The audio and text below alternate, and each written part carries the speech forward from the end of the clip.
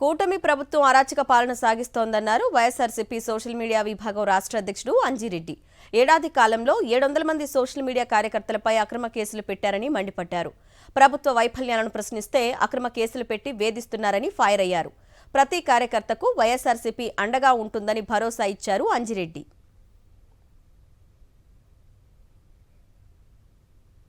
రాష్ట్ర వ్యాప్తంగా గడిచిన సంవత్సరన్నర కాలం నుండి కూడా సోషల్ మీడియా యాక్టివిస్టుల మీద ఈ రాష్ట్ర ప్రభుత్వం కన్నెర్ర చేసి రెడ్ బుక్ రాజ్యాంగాలు అమలు చేయడంలో భాగంగా వందల సంఖ్యలో కేసులు బనాయించడం జరిగింది.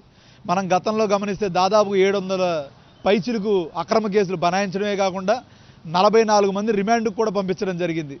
కోర్టుల్లో ప్రభుత్వాలకు వ్యతిరేకంగా అధికారుల మీద వ్యతిరేకంగా మీరు అక్రమంగా కేసులు బనాయిస్తున్నారు, ఇవి రిమాండ్కు పెట్టేటువంటి కేసులు కాదు, గతంలో ఉన్నటువంటి ఐపీసీ సెక్షన్ని బిఎన్ఎస్ఏ సెక్షన్ల కింద మారినా కూడా ఆ కేసులు బనాయిస్తున్నారని చెప్పి సాక్షాత్తుగా డీజీపీ గారి మీద పోలీసు అధికారుల మీద కోర్టులు ముట్టికాయలు వేసినా మీరు సాక్షాత్తుగా కోర్టులో సమాధానం చెప్పాలని చెప్పి ఎన్నిసార్లు వ్యతిరేకంగా తీర్పులు వచ్చినా అధికారుల్లో మార్పు రావట్లేదు.